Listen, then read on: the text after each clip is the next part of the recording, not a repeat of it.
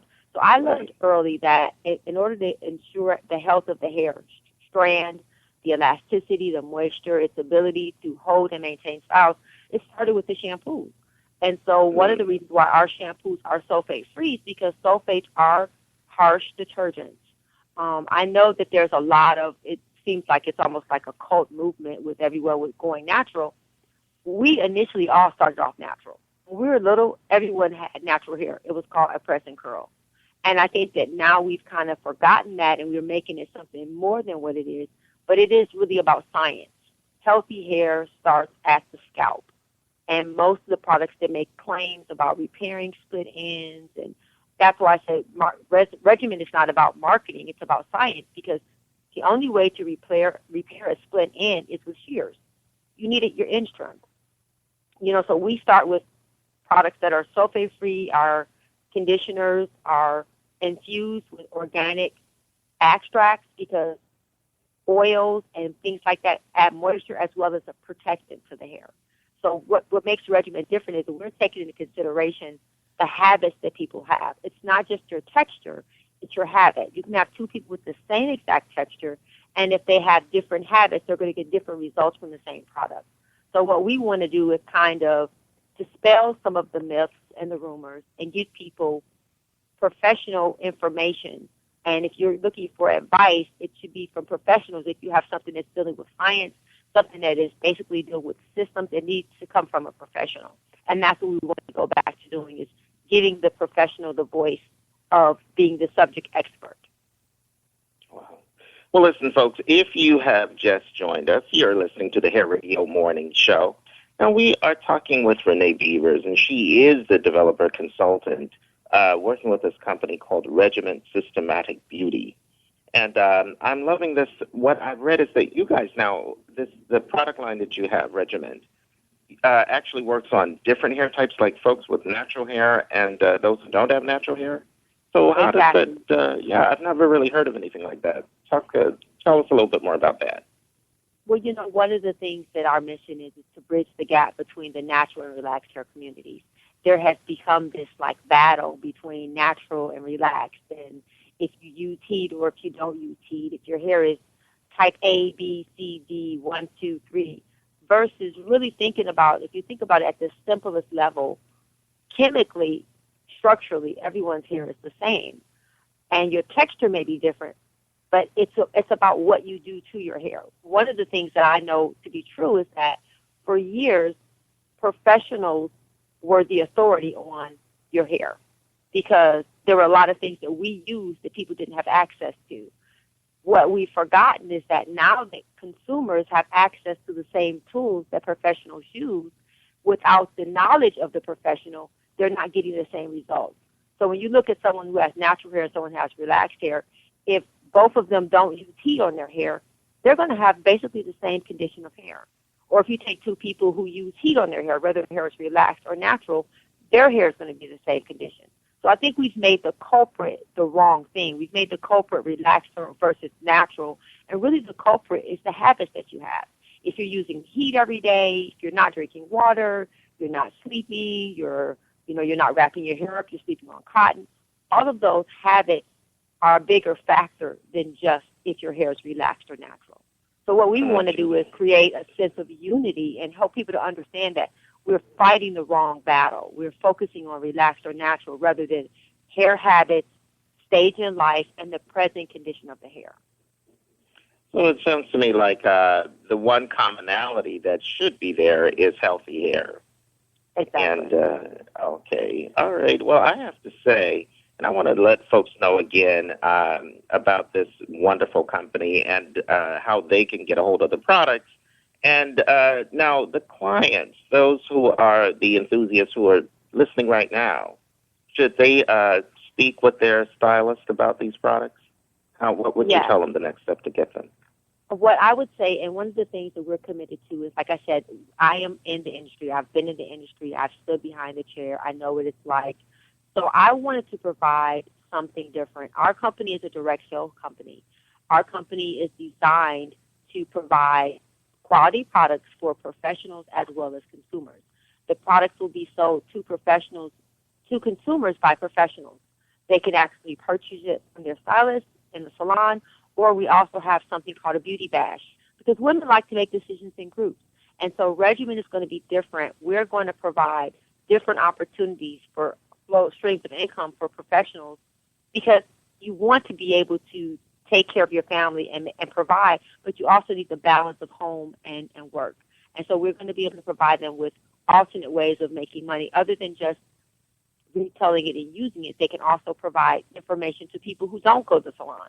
Because there's a whole group of people who don't go to the salon, but they still need their in-trim and they still need quality products. We want to reach those people as well. We want to make sure that everyone has an equal opportunity to have healthy hair. Well, sounds like you are well on your way. So now just wanted to remind everybody that you guys will be rolling everything out. You're having a huge launch. And for folks who want to get involved and support this launch, it's coming out. Why don't you tell a little bit more about when it's coming out and all of that, and what can the folks do who are listening if they want to support what you're doing? What can they do? Well, thank you. We're actually going to be launching on April the 20th in Detroit, Michigan.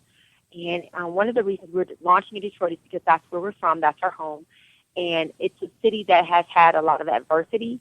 And because I am a result of the city, I think that it's good for people to see success that they can touch and feel. And so Regimen's launch is intended to create a sense of community and to revitalize people's perspective of the city as well as what people are capable of. So I would love people to get involved. They can actually email me at b3regiment @gmail.com, or they are welcome to call 210. The actual number for the regiment is 404-936-1642, or they can inbox me in Facebook, on Twitter, Instagram, or they're welcome just to get in touch with you as well. With us as well, yes. Yeah. At Hair Radio, so sure. Yeah. We want you guys to be involved. It's going to be a great opportunity for growth and change. Well, I'll tell you something.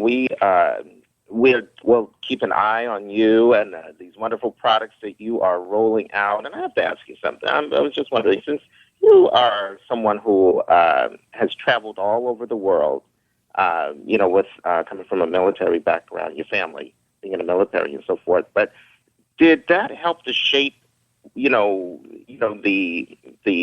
process in terms of when you were creating these products or this particular company and business Regiment? Did coming in contact with so many different women and so many different people in general, and the different types of folks that you've met along the way, did that have in some way shape you? I was just curious. Well, in terms of what you created. It has really shaped and it's really broadened my view and my perspective. One of the reasons why it's for all hair types is because everyone's hair has the same needs. Everyone's hair needs moisture. Everyone's hair needs protein.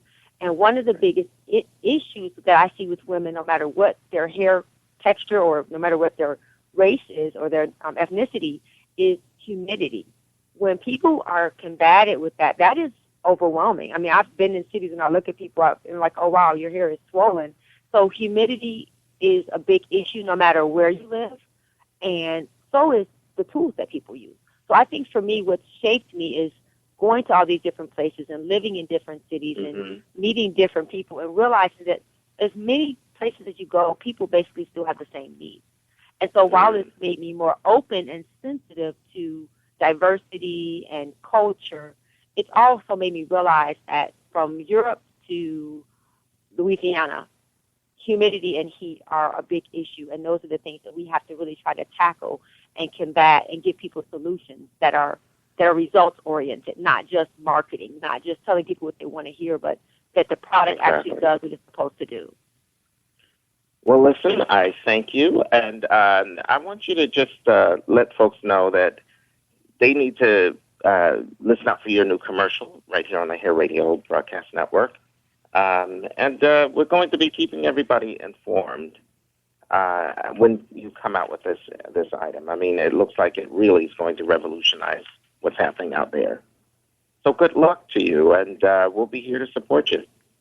And thank you Hair Talk Radio. I really appreciate you guys. I appreciate your support, and I look forward to us really becoming a community of professionals.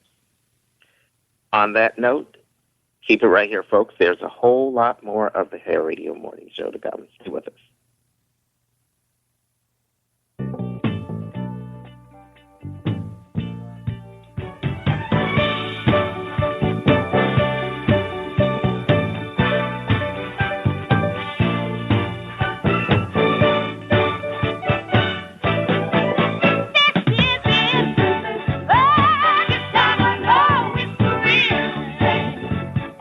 I can't explain what I'm feeling. I'm lost for words.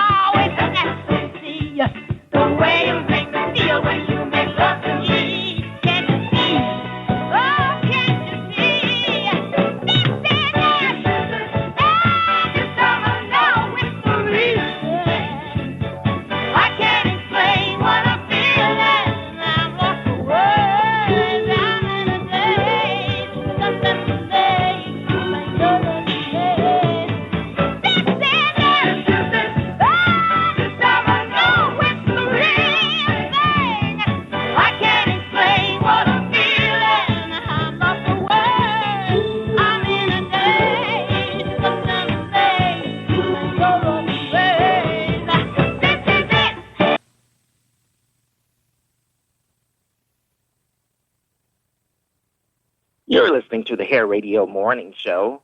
I'm Kerry Hines, and I have a very special guest with us today.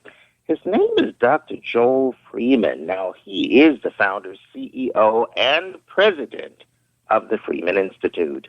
Dr. Freeman, I'd like to welcome you to the Hair Radio Morning Show. Oh, it's my pleasure to be with you, Kerry.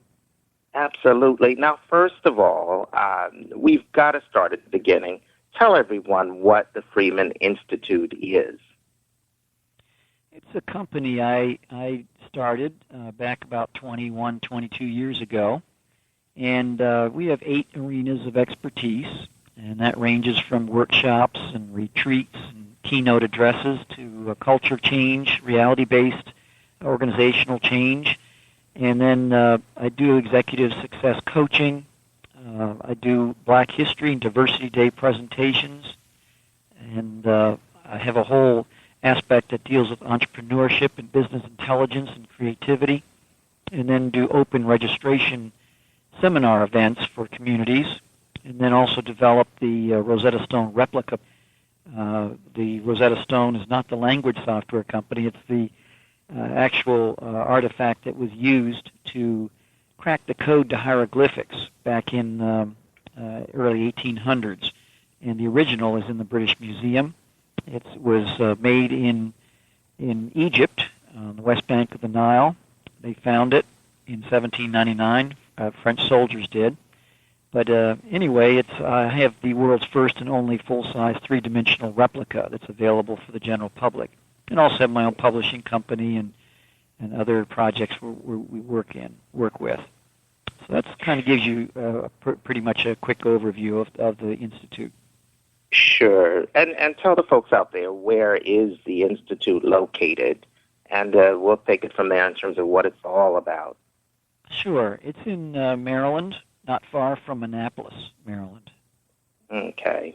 And so I want to just let everybody know, as you were kind enough to just kind of give us a quick overview of the Freeman Institute. But when I looked at your website at freemaninstitute.com, I saw quite a bit of information, so many different things that really kind of piqued my interest, and I was just blown away, to be quite frank with you, Dr. Freeman. One of the things that we'll get into, there's so many different aspects, like I said, that we're going to get into, but one of my favorite parts that I uncovered on your site, of course, like some of the, on the lighter side, some of the quotes that you have there are just fantastic. And so, I just wanted to let you know that I'm someone who gravitates towards quotes and things of that nature. So when I saw it, and I look at your your long list of items that you have on your site, and I see that you cover kind of everything. You really do. And you outline it there, you put it there. It's a lot of work that has gone into this. You have some wonderful things that you're doing, obviously, in the way of education. And you have, some great things, historical content, reference. And then my other part of this that I absolutely love is that you have a huge collection, of artifacts and things that that document the African American experience, or the African experience, I guess, if you were on some level. So, we want you to walk us through just about everything. So, and then I'm going to end with the entrepreneurship, because that's another part of this that fits into a great deal of where we are today at the Hair Radio Morning Show and what we talk about quite often. So I've got a whole thing on that to kind of cover with you.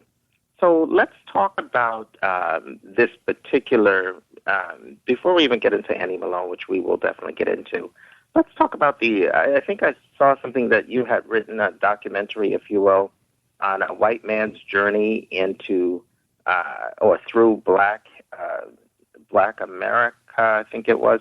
Why don't you tell the folks about this and how all this came to be, why this came to be, and how you got involved, because I understand that you're from Canada. Is that correct? That's correct. Okay. Yeah, what happened is I ended up leaving home when I was 17.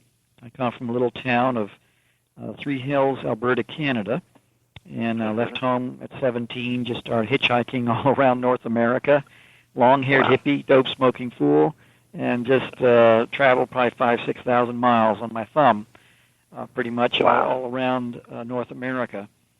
And then I had an experience that actually changed my life. That really caused me to revisit, what my purpose was and what my goals were. I signed up for Bible school the next day, and how old were you, if I may ask, at that point? I was, if you don't mind. I was actually about 17. Really? I was 19 years of age. I'm sorry, 19 at that point. Wow. Okay. And then I ended up going to school. I became a pastor. I became chaplain for the Bullets, the Wizards, and the NBA. Wow. One of the first chaplains in the history of the NBA. And I started that in 1978-79 season. And so what are the chaplain, for those of us who don't know, obviously we know what a chaplain does in general, but what did chaplain for the NBA do exactly? Like how does all that work?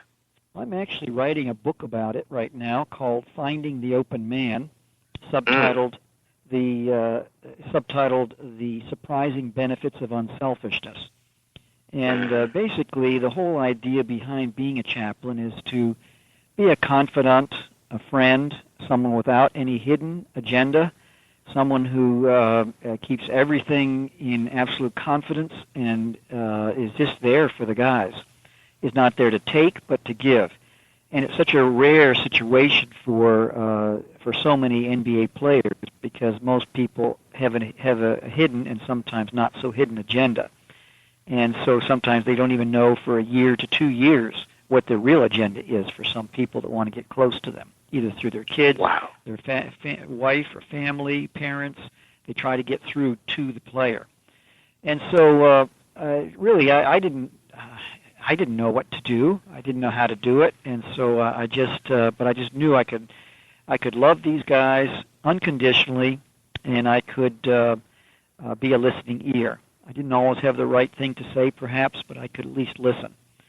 And I think that over 20 seasons, I mean, there are 6 coaching changes, and generally speaking, a new coach brings in his or her new people, depending on the WNBA or NBA or whatever.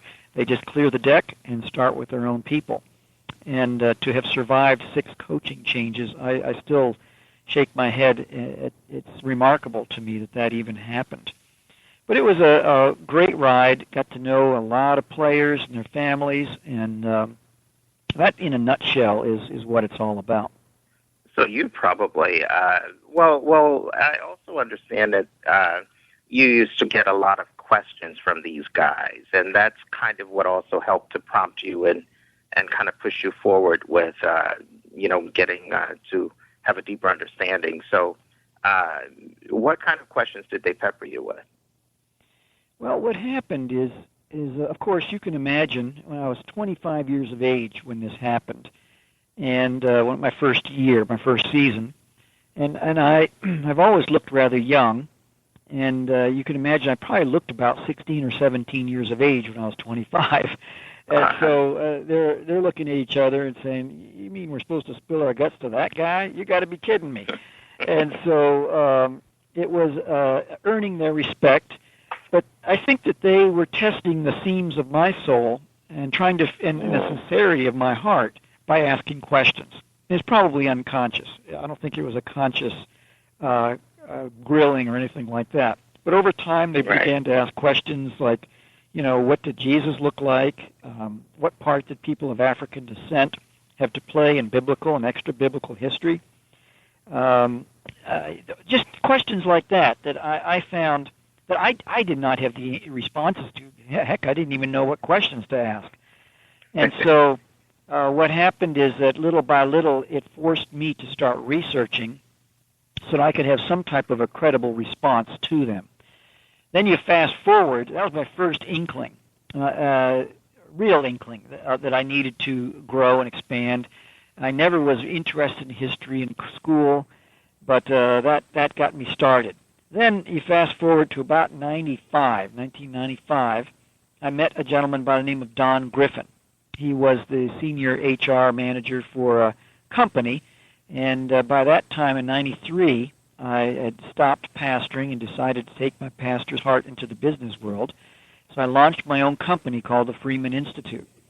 And at that point, I was at his job, working, doing some events for his senior leadership team. And between sessions, Don began to share with me his journey as an African-American male, growing up, and some of the latest revelations and understandings he had about himself, about history, and it fascinated me. So I began to study some of the things that he was saying, began to research. I had that much respect for him. And I remember going to the library time and time again. There's no internet at the time. And I just would get these, what we used to call VHSs, or videos. Right, remember those. And so I'd bring home a video, let's say, a series called Africa, A Voyage of Discovery by Basil Davidson. It was a BBC series, a man from Great Britain. And then I'd pick up the Eyes on the Prize, Part 1, Part 2. The Promised Land, about the move from the south to especially the Chicagoland area. And I just began to read books, and then I bumped into Ivan Van Sertima. And I remember calling him up. Someone gave me his home phone number. I called him up, and I said, you don't know me, and I barely know you, but I would like to get to know you. And what happened is that he began to share things with me, and then he got my address. The next thing I knew, 3 weeks later, I got a big, huge box of his books that he edited and wrote. And then I called him back and asked him if he would become my historical guide, my main historical guide. And we spent hours on the phone together where I'd read a book, and I'd redline it, I'd ask all kinds of questions, and he let me ask any off-the-wall question that was ricocheting around in my little pea brain. It was just a fascinating experience. Wow. We had a great time talking. He's passed away now since 2009. And I miss him, on many levels, but especially just hanging out with him on the phone, just talking with him about various things, bouncing ideas around. So that kind of was the genesis to, and then I met a gentleman by the name of Mark Mitchell, who has a huge Black history collection, and Mark and I began to talk, and I just saw the power of his collection, just the impact it had. It is a transcendent quality, transcending race and gender and generation and religion, class. I mean, just fascinating. And so I began to, he became a mentor of mine, and I began to develop my own collection, which is now well over 3,000 pieces. The oldest piece dates back to 1553. I've been able to do exhibits at the United Nations twice, and plus they've used some of my pieces and information on international exhibit that's going around the world right now. Clinton Presidential Library have done things in conjunction with the White House communications staff. Also, Secret Service 4 years in a row, FBI, just fascinating stuff that has emerged as a result of this collection. It's opened up doors, and I find that especially when I'm speaking about diversity or Black history, it opens up the minds and hearts to receive what I have to share, because when people see 20, 30, 40 pieces of my collection and exhibit before I speak, now they're intrigued. What's this white guy all about? What's his deal? What's motivating him? And that's the cartoon bubble above everybody's head. And so I'm able to respond best I can to that. In fact, I have a website called whitemansstory.com. That white man's, no apostrophe on the S, man's, but whitemansstory.com. And that's my online response to that question that people have about, what motivated me to get involved. Well, I also want to talk a little bit more about this amazing collection that everybody is talking about, of course, that you indicated, over 3,000 pieces. I think I saw in your video or somewhere where it even had like the shackles, if you will, for like that some of the slaves may have worn or what have you. In addition to so many other different things, what are some of the other standout items that are included in the collection? And I understand that it is online to some degree. Yes, blackhistorycollection.com gives kind of a brief overview of some of the pieces, but it's blackhistorycollection.com, singular. And that one pair of shackles that I received, I was over in Ghana at the Slave Coast Castle, and I was talking with a gentleman there. His name was Stephen Danica, and I began to share with him a little bit about the film that I had co-created with Don Griffin and the book and some other things in my collection. And then I said, how would it be possible for me to get a pair of shackles, a set of shackles from here, from Africa? And he says, I don't know, but I'll find out. And he brought everything before the village elders there, and they voted unanimously to donate a set to me, which he sent to me. And I just blown away that they were that kind, and because I'm sure it's not an unlimited number of shekels they have available, and for them to do that, I just feel so respected by the individuals who voted on this, and of course also Stephen Danica. And so the other pieces, what I've tried to do, Carrie, is to develop kind of more of a global picture, because I find that here in America and in some parts of Canada also, there's this intractable black-white situation where it's very hard to understand, to cross that no man's land, or so to speak, between the two races. And so I've tried to bring more of an international view, and because I really think that once people begin to realize that there were things going on in South America. In fact, there's well over 3 million that right now that speak Spanish and Portuguese, people of African descent in South Africa, and many people can't imagine that and cannot understand it. But it just is. I have documents going back to 1553 from Peru, from Ecuador, from Argentina.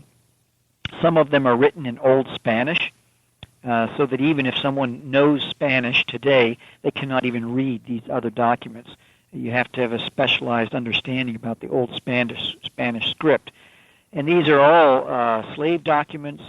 I've got an 11-page document from a hospital where slaves were, if they got sick, that's where they went, St. Bartholomew, just outside of Lima, Peru.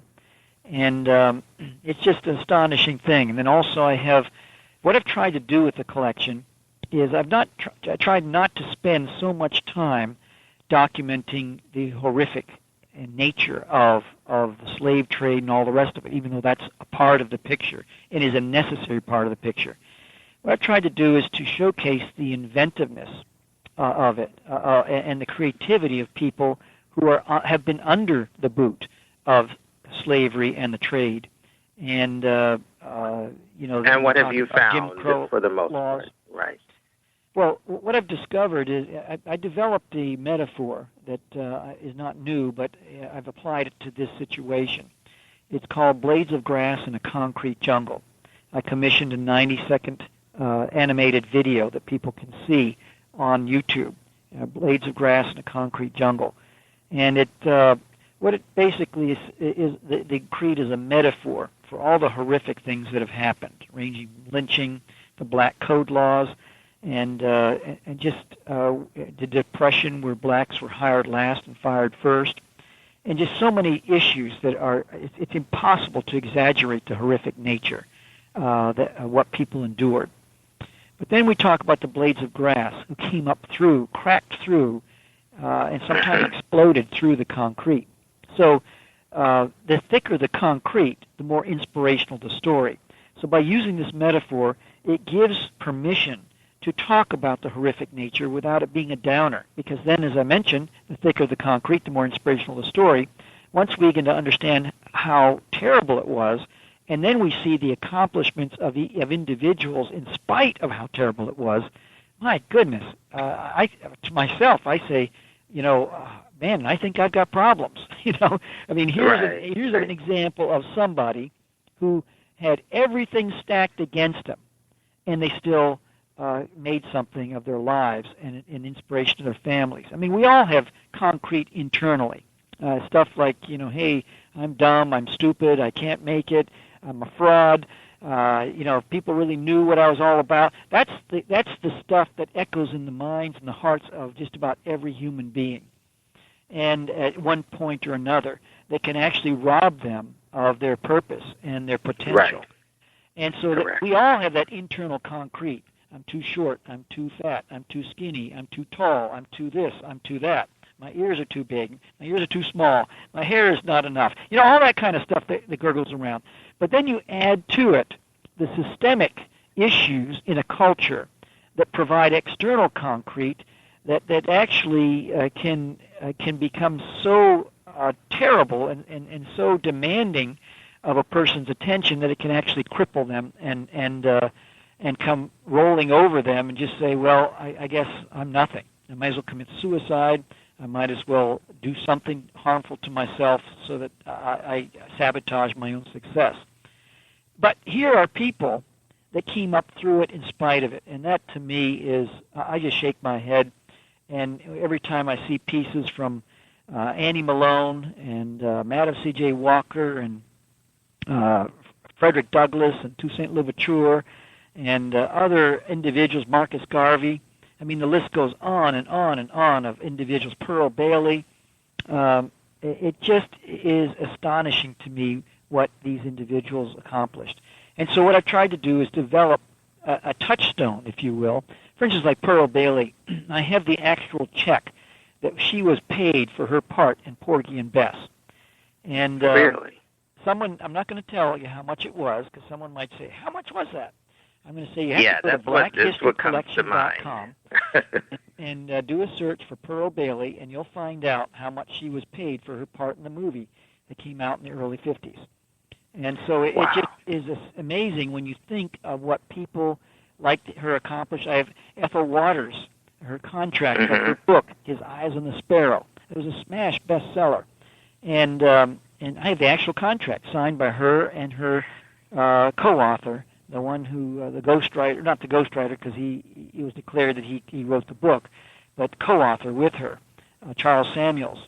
And then I have other items in here. Well, Dr. Freeman, was it hard to kind of gather these items? How do you find these items? I mean, is it easier nowadays because of the internet, I guess I should ask? It's actually very difficult. If someone were to embark upon a collection like this right now... if I were to start a collection today, I don't think I would be able to do it. It would be virtually impossible, and I'm not kidding. It is. Wow. I know what's out there and what's not out there, and it is... the stuff that you get now are just reproductions, and there's a lot of fakes, and it's very hard. For instance, I have an original letter, handwritten letter by Frederick Douglass. It's almost priceless because where could you find one? Someone might say, "Well, I've got everything." No, you don't. You don't have a handwritten letter by Frederick Douglass. No, that's huge. Someone like an Oprah or you name the names out there of individuals that would be interested. I mean, if they went out to look for it, they couldn't find some items that I've been able to bring together. Wow. Well, I have to say, let me just remind everybody and kind of bring everybody up to where we are. If you've just joined us, you're listening to the Hair Radio Morning Show. Now, today's guest is Dr. Joel Freeman, and he is the founder, CEO, and president of the Freeman Institute in Maryland. And I think we've been kind of following along and just thoroughly impressed with the amount of information that you have. You are truly a historian in every sense of the word, and an entrepreneur, and you just cover everything. Really, I don't think I've seen anybody in a long time like this who I just we're all blown away with this kind of information, this knowledge, and the willingness that you share, just putting it out there, and it's quite remarkable. So I'm going to kind of turn to, well, you know what? I do want to talk a little bit about Annie Malone and some of the other folks that you write about.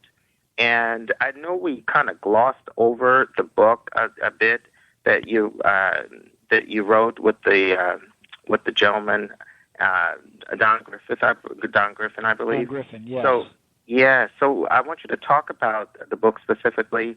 Tell the folks a little bit more. Is it still? Are we able to get a copy of this book? Yes, it can be gotten online on Amazon or anywhere else, and or they can contact me after the program or something like that, and I'd be happy to sign a copy for them and send it to them. Sure. Right. But now it's called Return to Glory. I just want to make sure that that's clear. Return to Glory. Subtitled The Powerful Stirring of the Black Man. And the first half is all about the historical content, and that's the half that Don wrote. The second half has to do with the mental, emotional, spiritual roadmap to wholeness. And in that last part, I detail how a person can walk through the grieving process. Because I remember when I was interviewing people for the book, especially because the book is targeting especially young men, ages about 12 to about 27. And while we were researching this, we had people tell us, "You're crazy. Why would you want to write a book? Because if you want to hide something from young African American men, you just put it in a book, right?" That's what they're telling us. And they said, "You're wasting your time. You got to use more visual, music, whatever other means and methodologies to reach your target audience." But we kept on going with it, and I'll tell you, which is a horrible stereotype all in it, unto itself. It is absolutely, absolutely. Yeah. But that was the messaging message we were getting from people we were interviewing for the book. Right. So anyway, what happened is the second half deals with the mental, emotional, spiritual roadmap. And so what I did is, you can imagine on a suspicion scale from somewhat to extremely suspicious. We're banging on the extremely suspicious end of the scale when I'm interviewing someone, let's say, for the book. And they're saying, why are you writing this book, and who are you, and what are you all about? And so what I did is I asked a question that changed the tone of every single interview and brought some interviews from 45 minutes to sometimes 4, 6, maybe even 8 hours. Some dear friendships emerging. And here's the question that changed the tone of every single interview. Do you remember the moment when you realized that because of the color of your skin, that the rules were somehow different for you? Now, by asking that question, to have a 65-year-old man pause, look out the window, and then look back at me, and then tell me with brilliant clarity what happened when he was 5 or 6 years of age, remembering the weather, what he was wearing, his mother's response when he told her about it, and just, my goodness, it really, that question changed the tone, because I began to then see that there was a whole grieving process. After that moment, whether it's 5 or 6 or 7 or 8 or 10 or 12 or 19 or 20 years of age, depending on the situation, to then go from that moment to what Elizabeth Kubler-Ross wrote when she was still alive. She wrote a book about the grieving process. And grieving, we've all lost loved ones or lost a dream, but grieving is all about loss. And so the loss that I began to identify, because my PhD work is in psychology, and I think in that direction, began to see that the loss had to do with, it was the loss of innocence. That all of a sudden a young kid, a young boy, young girl, a young individual, suddenly it's like the scales have been taken off. It's like the blinders have been taken off, and they now can see, wow, they hate me just because of the color of my skin? You got to be kidding me. And then the grieving process, ranging from denial to depression to just all the different aspects that go with the whole grieving process. And in the book, I spend a chapter on each layer, each aspect of the grieving process. And of course, it isn't a neat, nice and tidy while I'm moving from one part to the next, never to be revisited, but a person could be in whatever acceptance means, because who knows what that means. A person could be in acceptance at 4:30 in the afternoon and be back at square one at 7 o'clock that night, and working through the whole process again. So that began to really unlock to me the doorway, the gateway to understanding what humans go through in a situation like this, and it just had an astonishing impact on me. Well, you know something, Dr. Friedman, I have to ask you, and I think this is about as good a time as any.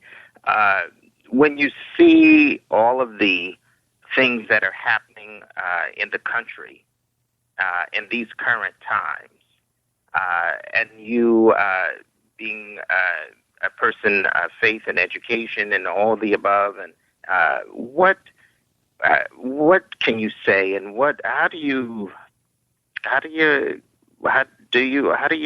don't even know how to explain it. What are your thoughts on it? I'm just curious. Well, I think that humans are humans wherever we go. In other words, if you're a Korean in Japan, you're going to be experiencing some crazy situations. If you are let's say a gypsy in Hungary or in Sweden, you're going to be experiencing situations that are very, very difficult. And if you're from one tribal system or another tribal system, warring against another tribal system in Africa, very similar dynamics. Same color of skin in all in these accounts, except Korean and Japanese might have just a variation of the color of skin. But and also in Mexico, if you're darker skin or lighter skin color, the darker skinned individuals deal with incredible discrimination. In Italy, if you're from North Italy versus South Italy. In Great Britain, just the sound of your speech. If you're from Yorkshire or Scotland, and you're talking with someone who's from London, from a certain part of London, there's immediate, the moment the person opens their mouth, there's an immediate class system that emerges. My point being is that for me, I think that wherever we go, there's going to be this kind of situation. And I think it's important for us to understand the history so that we never repeat it. Personally, let me tell you a quick story. I was down at Los Alamos National Laboratory some years back, about 7, 8, maybe 10 years ago now. And I was speaking at their Martin Luther King event. And I talked about the moment, and I talked about the grieving process.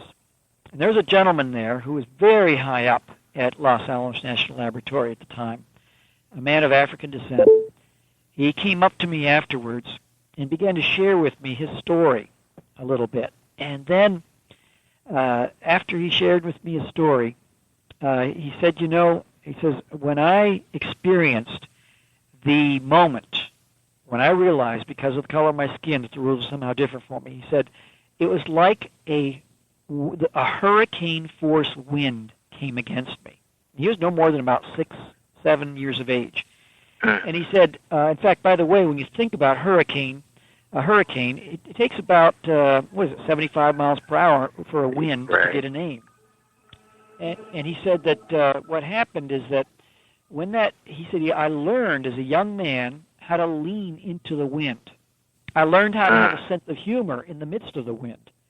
I learned, it was a dark sense of humor, but I had a sense of humor. Right. I learned how to be successful in spite of the wind. I learned how to have relationships with people in spite of the wind, but I knew the wind was there. And he says later on, I rose pretty high in the ranks. I got a job in Japan.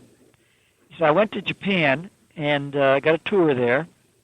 And he said, the moment I got off the airplane, he says, wouldn't you know it, the wind stopped.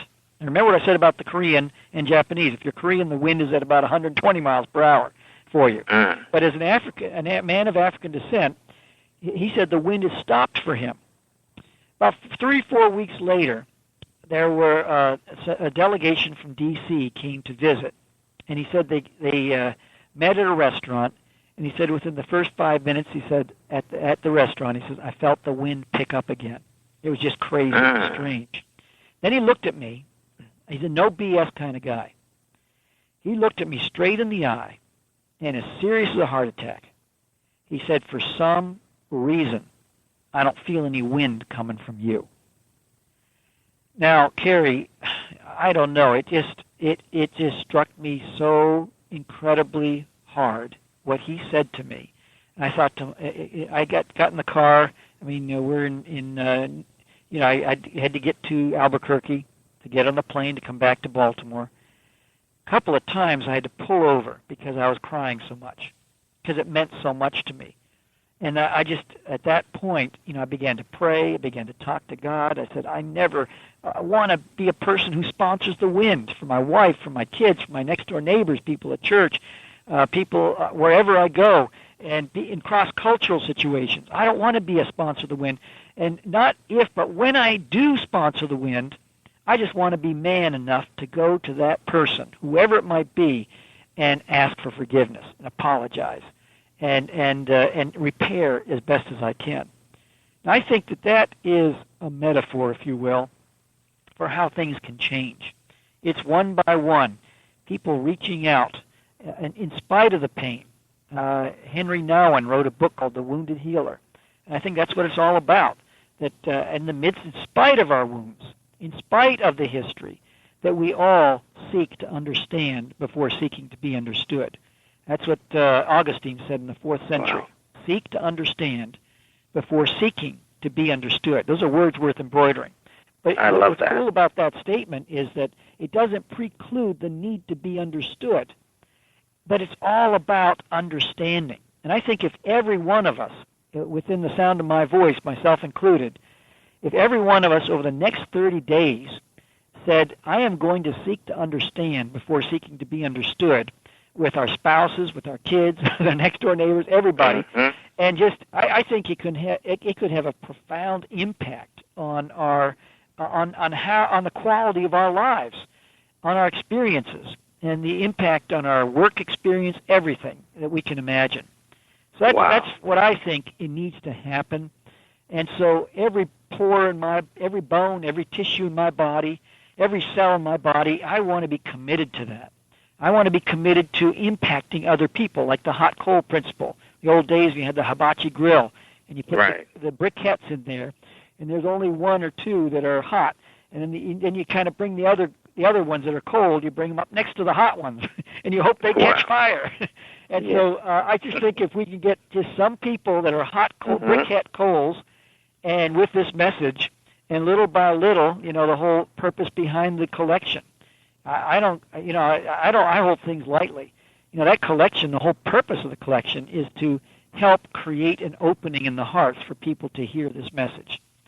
And the books I write, everything is all designed to help open up doors and hearts, minds to these kinds of things, to get out of small-mindedness, to kind of move. We can't deny the pain, but it's kind of like a ratchet wrench.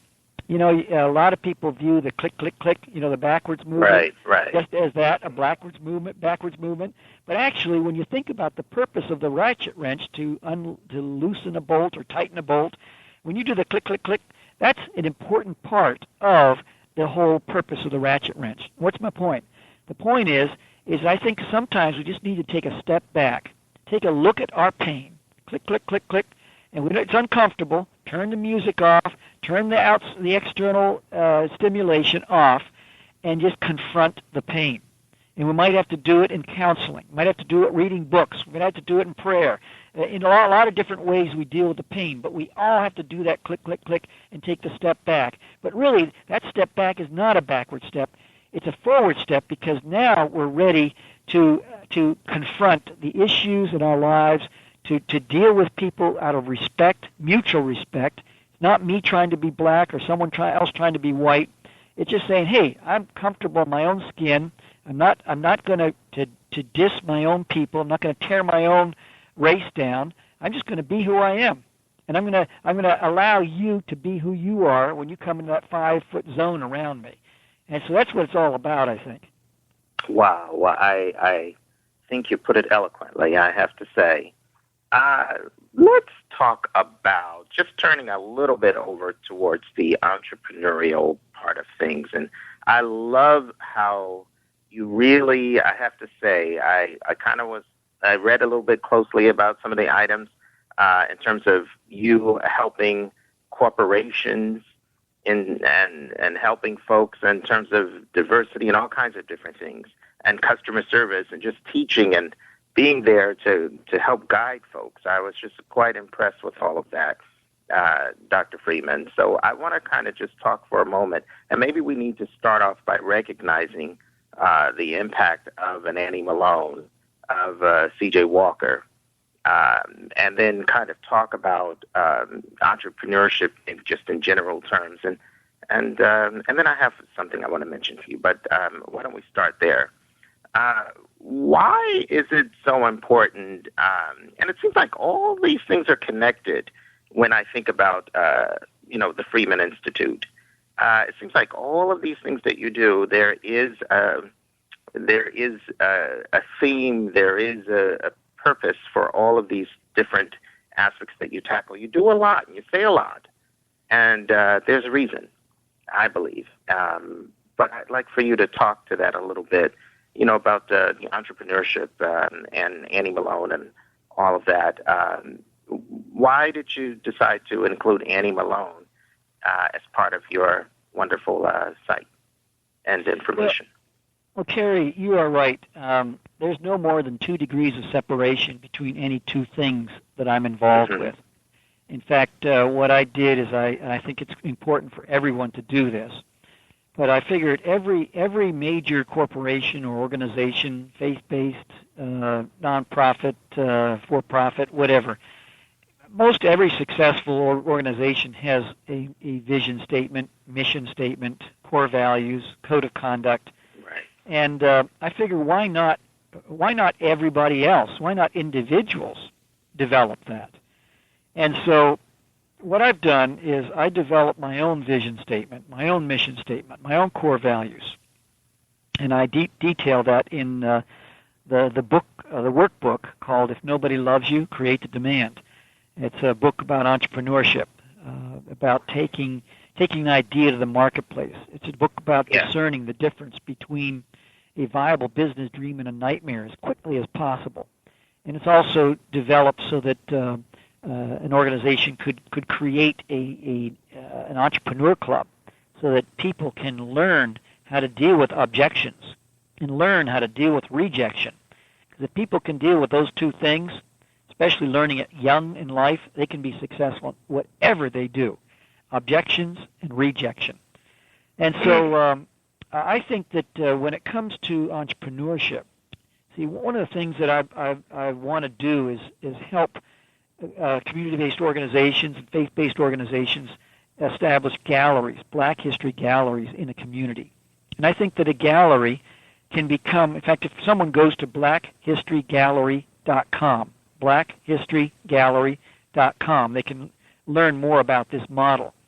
Because I think the Black History Gallery can become like a town well for a community where people can learn about morals and values and just entrepreneurship and so many different aspects of what it means to return to glory.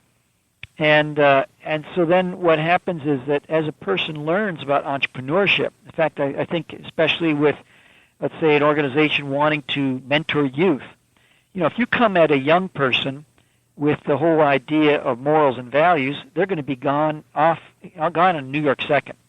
But if you come at them with the idea of how can we connect now with later, what do you do? Where do you want to be down the road 5-10 years from now? And what are you doing now that will connect with 5 to 10 years from now? And if what you're doing now doesn't connect with 5 to 10 years from now, then we need to revisit what you're doing now, and we can do that in a very positive way, and begin to understand that the future is a connection of the eternal now, these moments that we connect together that become the future. And so I think it's important to bring a group of young people together, let's say, and say let's have an entrepreneur club, And by the way, let's develop an entrepreneurial business together. And I developed a whole magazine project around that that's going crazy around the country right now. And let's develop a project so that you can learn how to deal with objections and rejection. And then you can learn how to shake a hand firmly while you're looking squarely in someone's eyes. You can learn how to dress in a manner that's going to be one less speed bump for someone to go over to get to you as a person. We're going to learn how to just the way we communicate, what we say, how we say it, when we say it, time, tone, tact. We're going to look at all these different aspects. We look at your values, your morals, your character. But you see, all this stuff gets slipped in through the side door. And it's along the way, all this stuff becomes introduced because, if you want to be successful, if you want to make more money, if you want to be a person that has a greater purpose in life and attracts people to you, your counsel is in demand, you have to start looking at these other areas. But if you lead with that foot, the other area foot, it's going to drive them away. But if you lead with the foot, of success in entrepreneurship, because we're all either going to be an employer or an employee. And I prefer to train up employers, people with an entrepreneurial mindset that can end up hiring 100, 1,000, 10,000 people down the road and provide jobs for families. And that's the kind of mindset I like to prepare people for, and so that they're almost not content for anything else but that. Exactly. Well, I love that. I really do. And that makes a lot of sense to me. Speaking of which, I see that you have the video there. I didn't get a chance to discover that before we began to chat today. But I'd like to talk a little bit about the Madam C.J. Walker items that you have. And I believe they're part of your collection. Or tell us a little bit about that, and how did you, we'll turn to the hair part of it. Okay. How did you get that, and talk a little bit about that? And I'm looking at your video, but I don't have the sound up. So, walk me through a little bit of what all of that is about. Well, Madam C.J. Walker, most everyone has heard of her. And because when I'm in a crowd, let's say 1,000 people, and I ask, how many here of Madam C.J. Walker? And hands go up everywhere. She's an incredible person. She fought against lynching.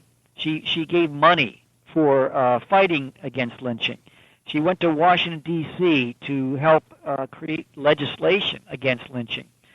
She was a woman of great character who helped to develop entrepreneurs, women entrepreneurs. And yet the question I generally have in a situation like that is, okay, what well did she draw her water from? What shoulders did she stand on to become who she was? And so I bumped into Annie Malone. And hardly in that same crowd of 1,000 people, you might have 99% of the folks raising their hand about Annie Malone, about Madam C.J. Walker, but then you might have 3 or 4 people saying they know who Annie Malone is. Correct. So I figured I'm going to make it part of my life mission is to help people know about who Annie Malone is. Yes. Because she was... Yes, go ahead. Go right ahead. Sorry, I didn't mean to interrupt you. She was... Oh, no.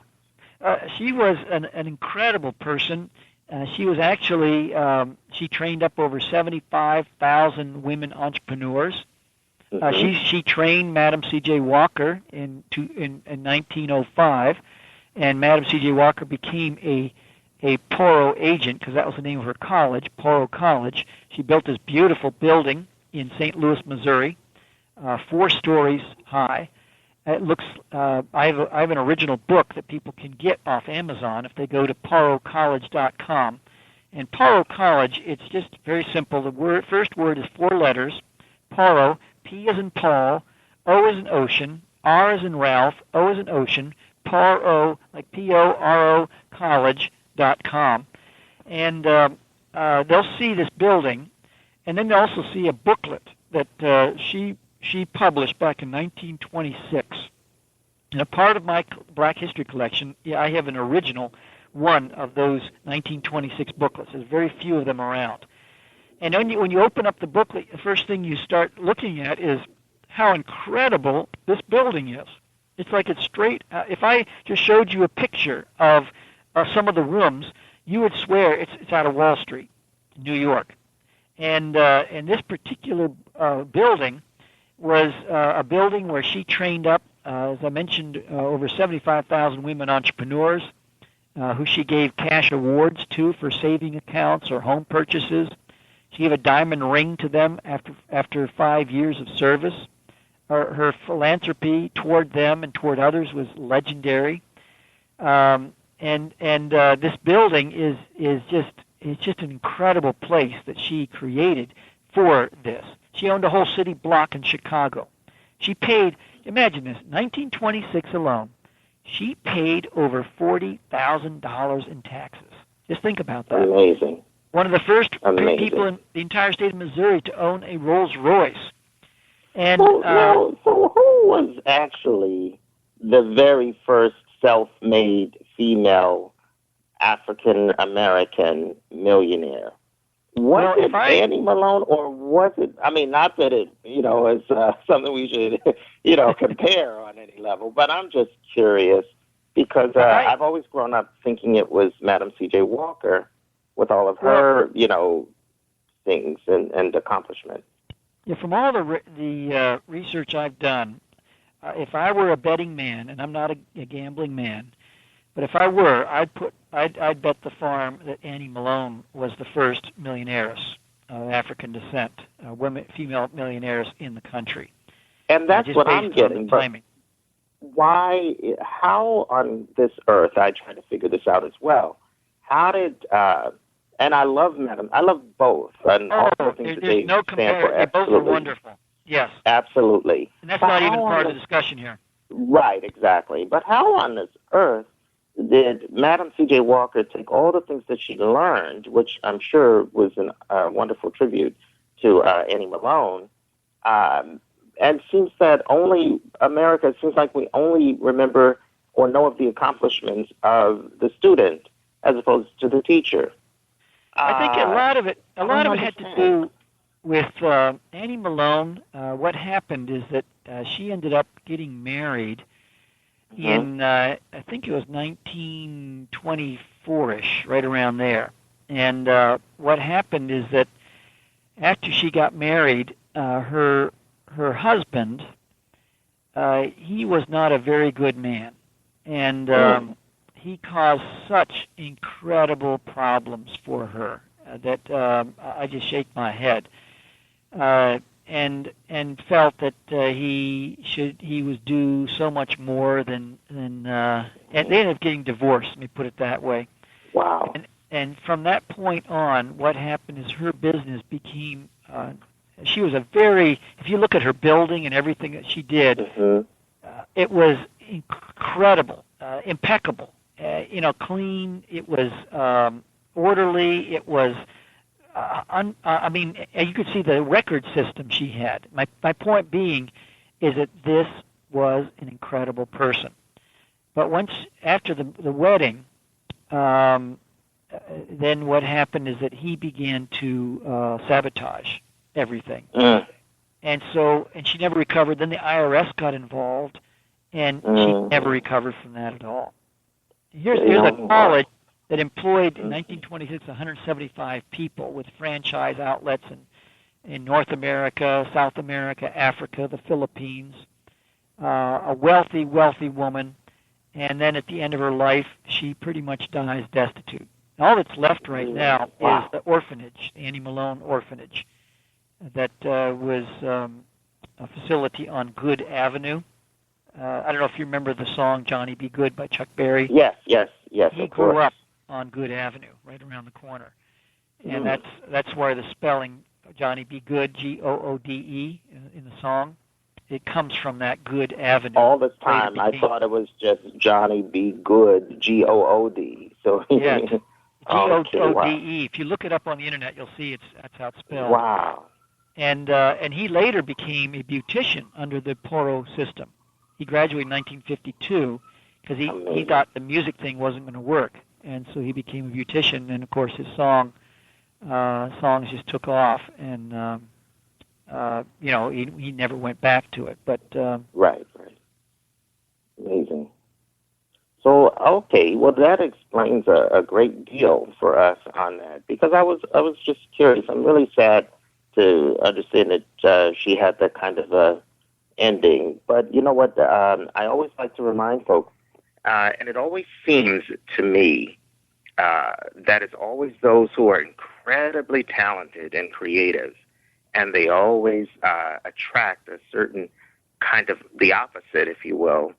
I don't know. It just seems very strange to me. But anyway, some people make great personal choices and bad business choices, and other people make bad business, bad personal choices and good personal choices. Yeah, that's amazing to me.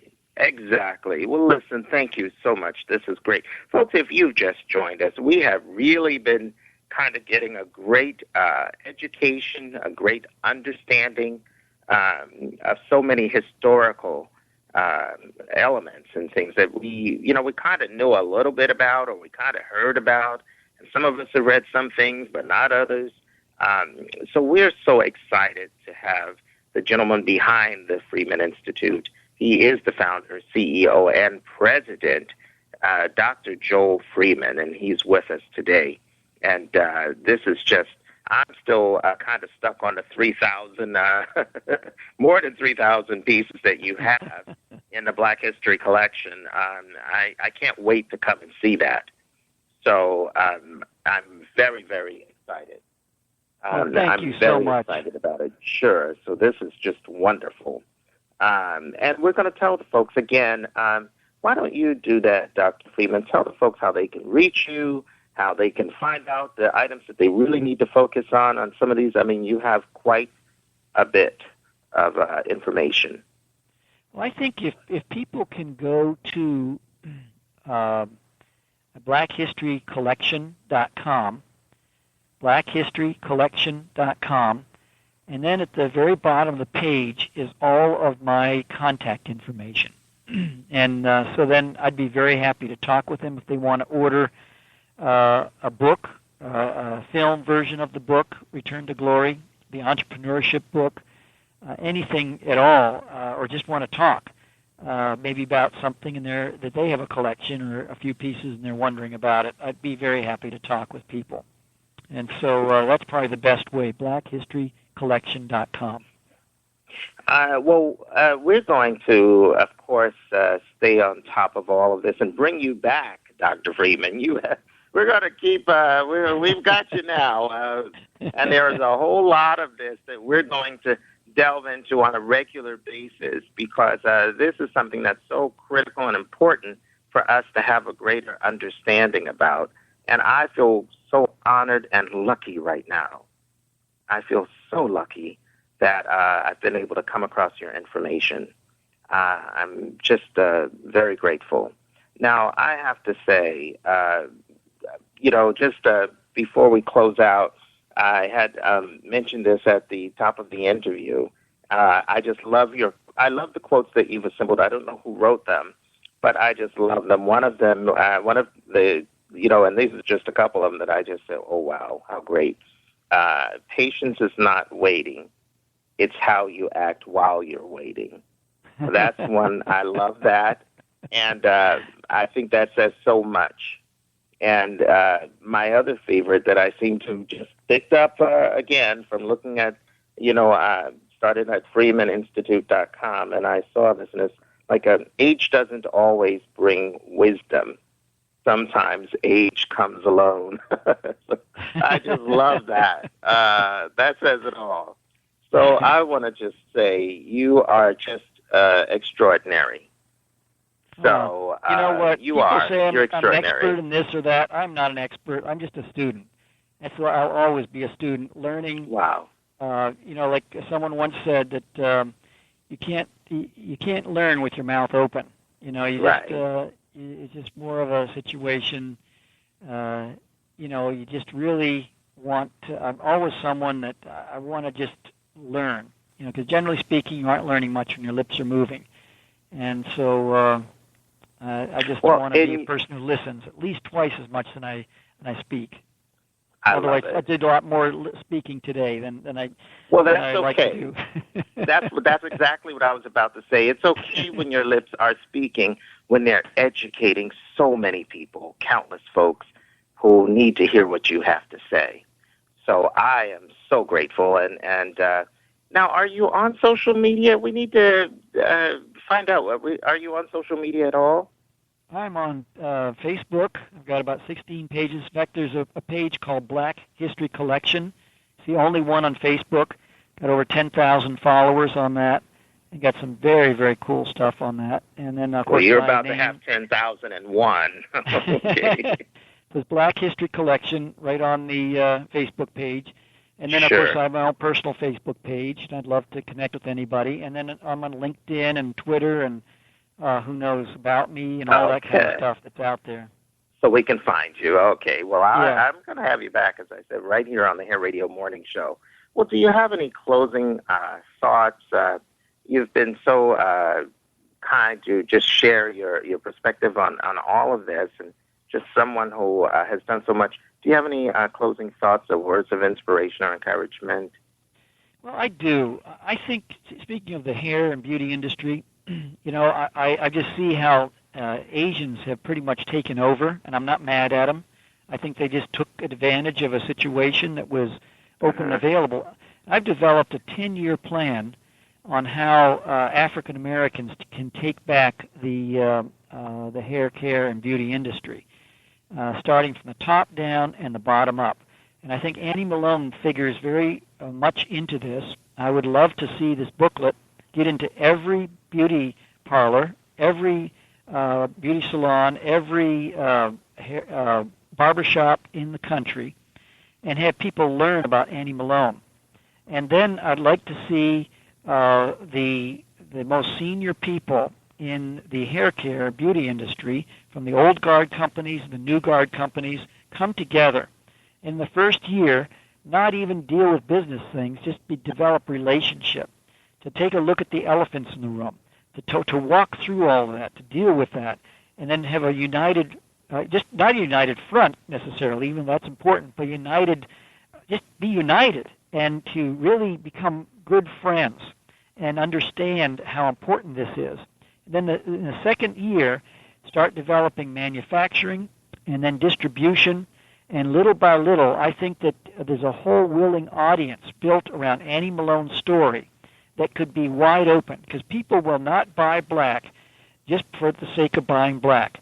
They want to buy something that is a good price, that's easily available, it is distributed well, is manufactured well, and you just check all the boxes off, and then someone will say, okay, now I'll buy whatever that product is. If it happens to be black, that's what I'm talking about, is to create a whole industry that can, because without if the consumers are trained and understand what's going on, I think, and then there's a product and manufacturing and distribution all set up in place to deliver it, I think that within 10 years, the whole industry can turn around and it can become something that's well within the African American community. But I think Annie Malone is the key for all of this. Well, I just want to remind the folks, and the book that you're talking about, exactly, the title and how we can get our hands on that book again. Madam Walker's Role Model. It can be found on Amazon, eBay, but if someone goes to Poro College, P-O-R-O, Paul Ocean, Ralph Ocean, porocollege.com, they can see how to order it. And I think it's such an important piece of history. You know, Carrie, I reached out to the leaders in the hair care beauty industry, and only found 2 or 3 that even knew who Annie Malone was. And I said, this is an important thing for people to learn about her, so then they can begin to reanimate her legacy. Well, I'll tell you something. It starts today. Dr. Freeman, I want to thank you again for being our very special guest right here on the Hair Radio Morning Show. We're going to have you back to kind of, continue this wonderful conversation. I think it was a great start, and you've helped to peel back just a little bit for us. And we've got some work to do. We've got some work to do. So we're going to have you back. Well, listen, I want to thank you again, and you, please remain on the line, Dr. Freeman. I'm going to close us out here, and we're going to chat. All right, folks, keep it right here. There's a whole lot more of the Hair Radio Morning Show to come. Thanks so much, Dr. Freeman. It's summertime, and the ladies of Natural Born Hats have done it again. For the summer season, Natural Born Hats will have fedoras, floppy sun hats, military, and a 5-panel hat that round it off. Different styles, same protection of a satin lining that will prevent the blaze of the sun from drying out your hair follicles as well as burning your scalp. But that's not all. Natural Born Hats will be introducing bucket hats and turbans. So if you're not a fan of the floppy hat, try a bucket hat for the beach. And if you want to hide those braids and twists in the style or for even deep conditioning on the go, try a turban. And if you're going to be in Philadelphia in May, we have an upcoming natural hair show on May 30th. For more information, check us out on Instagram at Natural Born Hats. If you want to get rich in the hair business, then you need to get educated. Visit us at www.hairradioschool.education. Do you want to be inspired by the hair and beauty industry? Then education is going to be key. At the Hair Radio Online School, we offer great enrichment courses, awesome business classes, and much, much more. And most classes are under $99, making them affordable. The Hair Radio Online School is now open for enrollment. You can contact us at hairradio.com or call 1-800-526-2610. That's 1-800-526-2610. All right, it's been a great day here on the Hair Radio Morning Show. Just a fantastic Tuesday. Listen, I'm Kerry Hines. I want to thank you so much for joining us.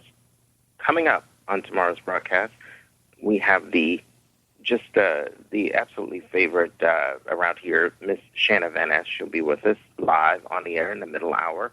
We do want you to join us. And I want to say a shout-out to our wonderful friends at positivepower21.org. This is Jerry Royce's live network and all the folks over there.